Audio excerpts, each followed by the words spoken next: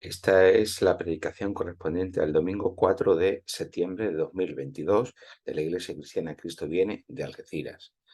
El pasaje de esta mañana es 2 de Corintios, capítulo 9, versículos 6 al 15.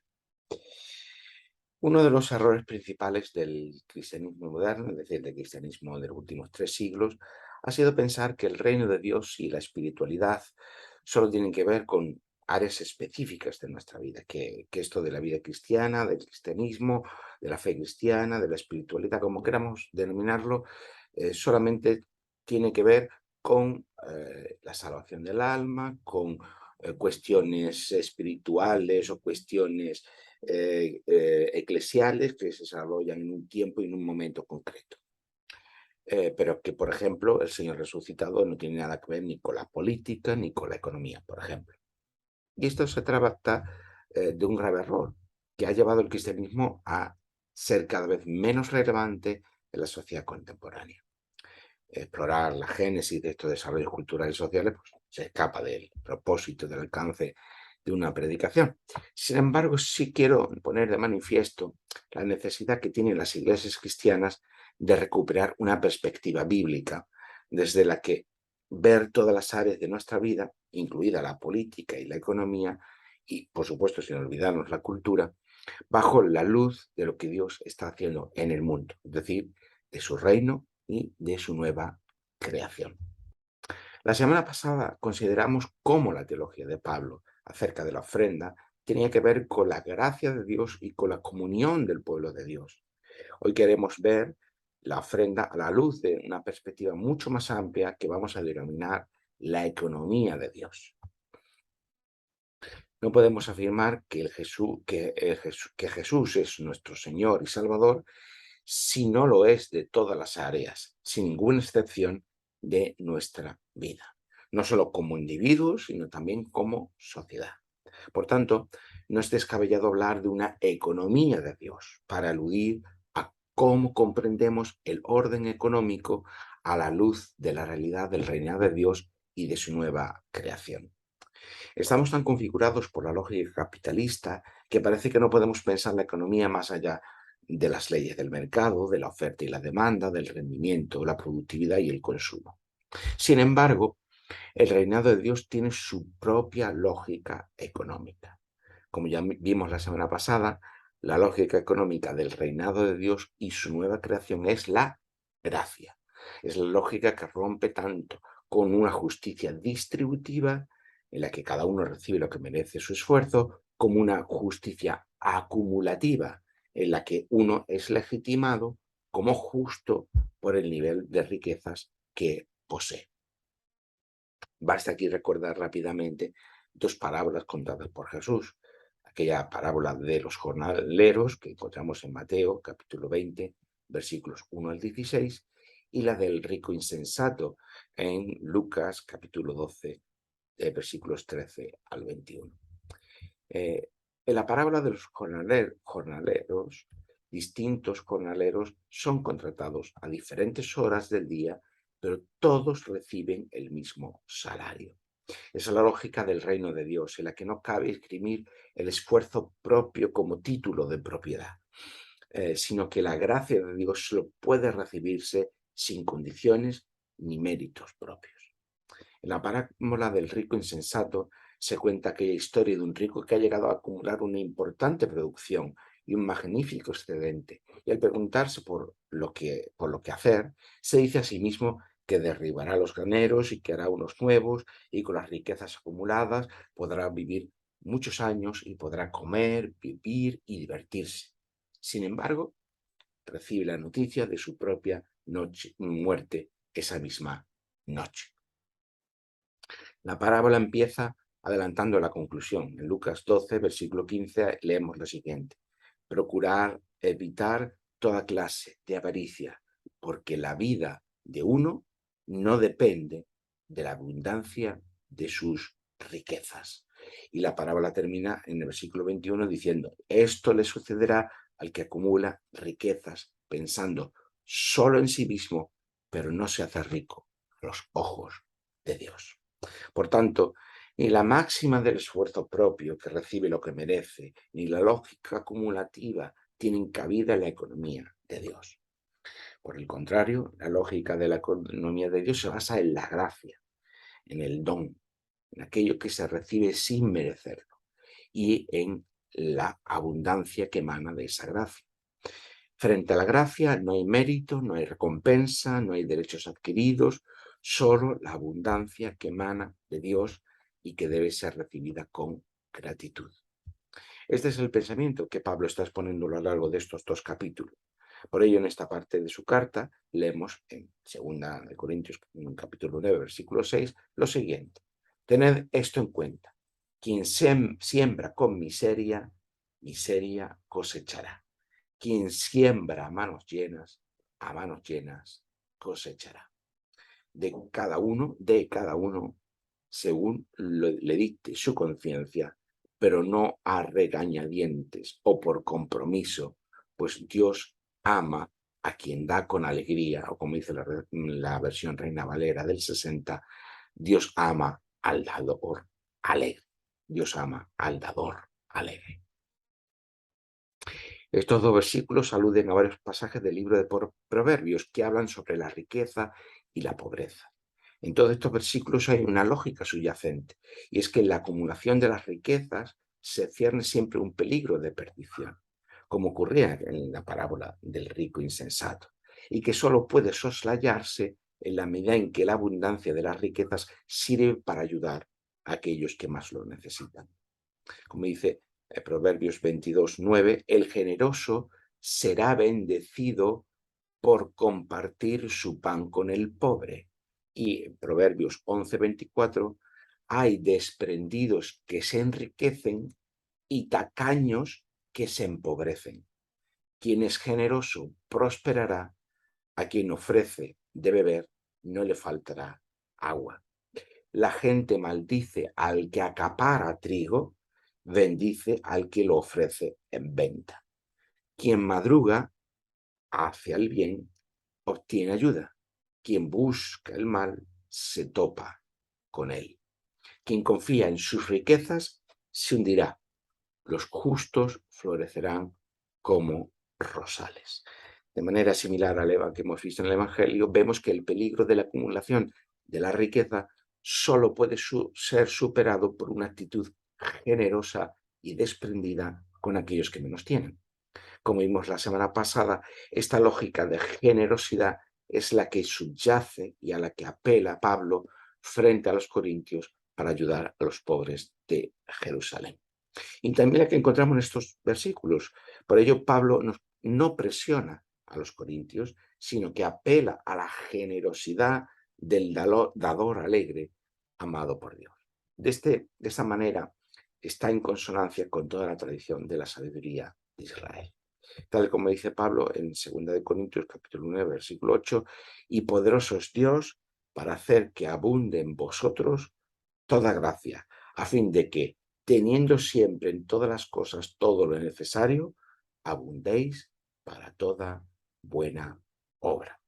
La abundancia que viene de Dios no es, por tanto, considerada nunca un fin en sí mismo, sino que tiene un propósito, la generosidad y el servicio para aquellos que menos tienen. Y dado que la abundancia viene de Dios, hay que tener cuidado con las deudas. La deuda en la Biblia es sinónimo de esclavitud. Por tanto, debemos huir de las deudas a toda costa. Proverbios capítulo 22, versículo 7 dice, el rico se hace dueño de los pobres y el que toma prestado se hace siervo del que presta. Muy significativo este versículo. El rico se hace dueño de los pobres y el que toma prestado se hace esclavo o siervo del que presta. No hay mejor manera de someter a los individuos, a los pueblos y a los estados que la deuda. El que presta tiene un poder inmenso sobre el que asume el préstamo, de manera que ya no es autónomo, sino que debe responder, incluso con su propia libertad, frente a quien ostenta la reclamación de la deuda. Esto es una terrible realidad que la sociedad del consumo ilimitado hemos ignorado con mucha facilidad y hemos contraído muchas deudas. Pero en tiempos de crisis se ha puesto de manifiesto los gravísimos peligros que esa forma de actuar encierra. Por tanto, el cristiano reconoce que toda fuente de abundancia legítima viene de Dios, no de la acumulación, entendida como fin en sí mismo, ni de la adquisición o comercialización de una deuda injusta. Así que debemos tener muchísimo cuidado y no adquirir deudas de manera irresponsable. Hay que mantener el nivel más bajo de deuda posible y esto sirve tanto para las familias como para los estados. Pablo continúa en 2 Corintios capítulo 9, versículo 9 diciendo, como está escrito, repartió, dio a los pobres, su justicia permanece para siempre. Aquí el apóstol Pablo está citando el Salmo 112, versículo 9, que a su vez dice, reparte, da a los pobres, su justicia permanece para siempre. ¿Pero de quién está hablando el Salmo? En este Salmo se habla de aquel que siendo fiel al Señor recibe prosperidad y abundancia de parte de Dios. Como dice el Salmo 112.3, bienes y riqueza hay en su casa y su justicia permanece para siempre. Por tanto, la abundancia o la prosperidad económica no son vistas como algo intrínsecamente negativo en la Biblia. El problema no es la riqueza en sí misma, sino cuando esta abundancia, esta riqueza es producto de un afán acumulativo, como hemos visto en el Evangelio, y no está al servicio de los pobres, no está al servicio de aquellos que lo necesitan, de los que menos tienen. Cuando el dinero se convierte en un fin en sí mismo, como digo, y no en un medio para ayudar a otros y servir a aquellos que lo necesitan. Ese es el problema y esta es la denuncia que hace la Biblia.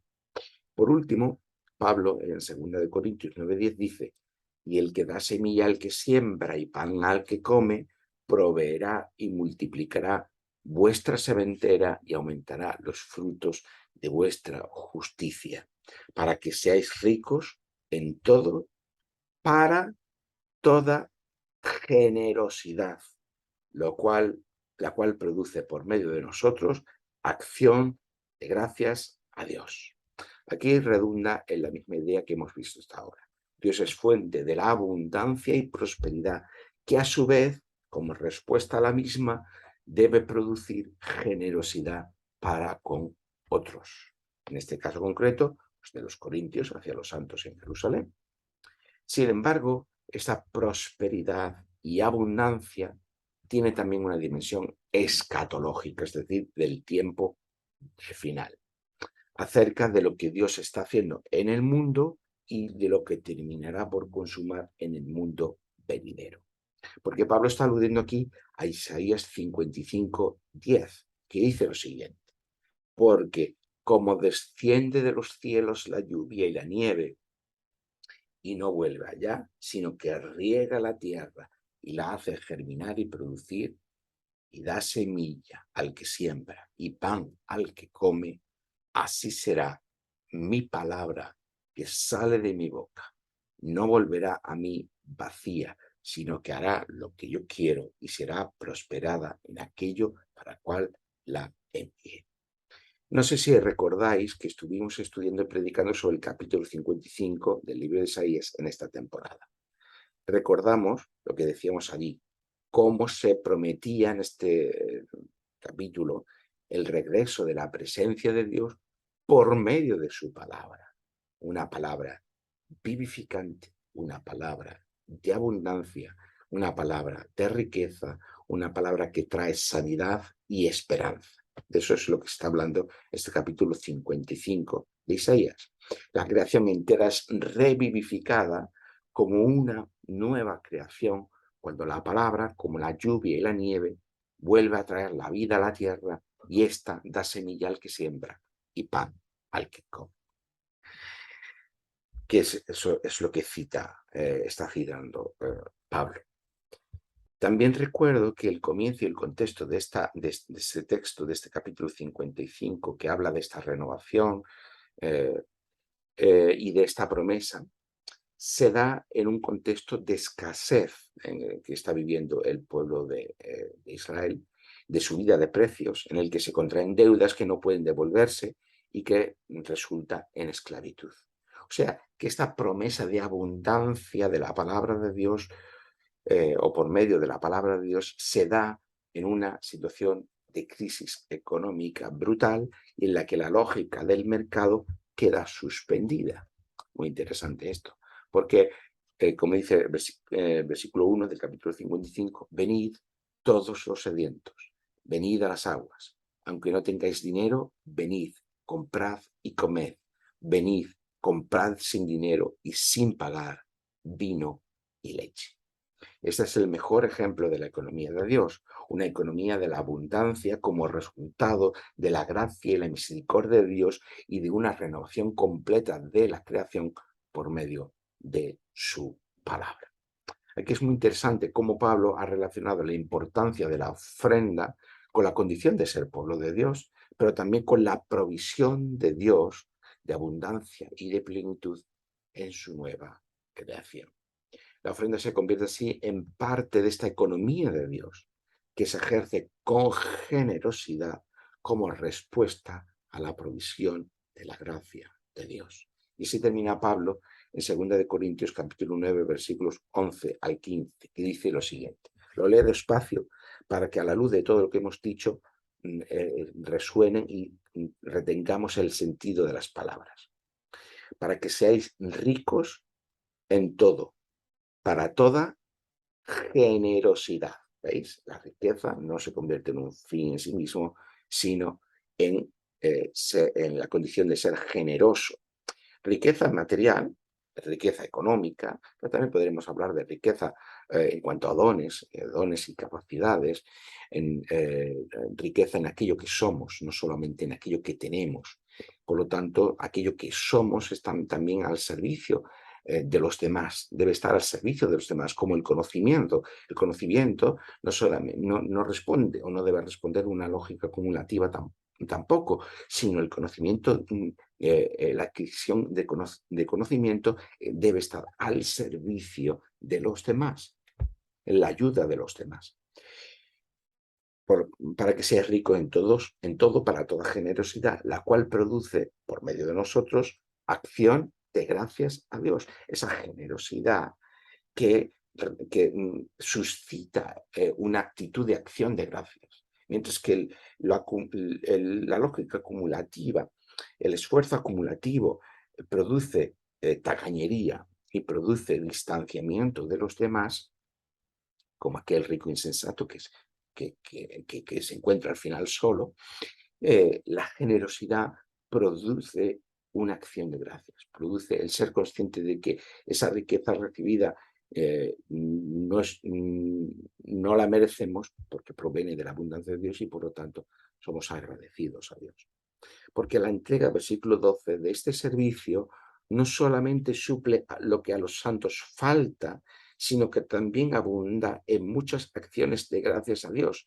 Es decir, no tenemos solamente una redistribución de recursos, sino que esa ofrenda, ese dinero que se ha recibido parte de los santos en Jerusalén, va a producir abundancia de acción de gracias, ¿no? Lo cual redunda en el crecimiento y la comunión del pueblo de Dios. Versículo 13. Ellos, por la experiencia de este servicio, glorifican a Dios por la obediencia que vosotros profesáis al Evangelio de Cristo. Unos están obedeciendo al Evangelio de Cristo. Los otros están glorificando a Dios por esto que están recibiendo, por esta generosidad que están recibiendo y por la generosidad de vuestra contribución para ellos y para todos. Versículo 14. De igual modo, en su oración a favor de vosotros, ya que han recibido esta ofrenda de vosotros, ellos están agradeciendo a Dios, pero también están intercediendo por vosotros. Os aman a causa de la superabundante gracia de Dios en vosotros. Por lo tanto, se produce esa comunión del pueblo de Dios gracias a esta ofrenda y esta acción de gracias que lleva consigo. Por tanto, termina en el versículo 15, gracias a Dios por su don inefable. Si algo caracteriza la economía de Dios es la lógica del don, la lógica de la gracia, no la justicia acumulativa ni la justicia eh, distributiva que se basa en el mérito. Eh, la justicia distributiva de la economía de Dios se basa en la lógica del don, en la lógica de la gracia y en la respuesta del agradecimiento. Yo creo que con todo esto es suficiente para hacernos cargo en líneas generales de lo que implica la economía de Dios, lo que implica esa economía del reinado de Dios. Eh, como cristianos, como pueblo de Dios, tenemos también algo que decir acerca del orden económico. Tenemos también algo que aportar a ese orden económico. Y eso es algo importante. Para que la Iglesia cristiana también recupere una voz política, una voz pública en nuestra sociedad, para que no pensemos que solamente tenemos un mensaje restringido, un mensaje específico de salvación. La salvación de Dios es una salvación completa, una salvación integral que abarca a toda la creación y a todos los ámbitos. Que así sea.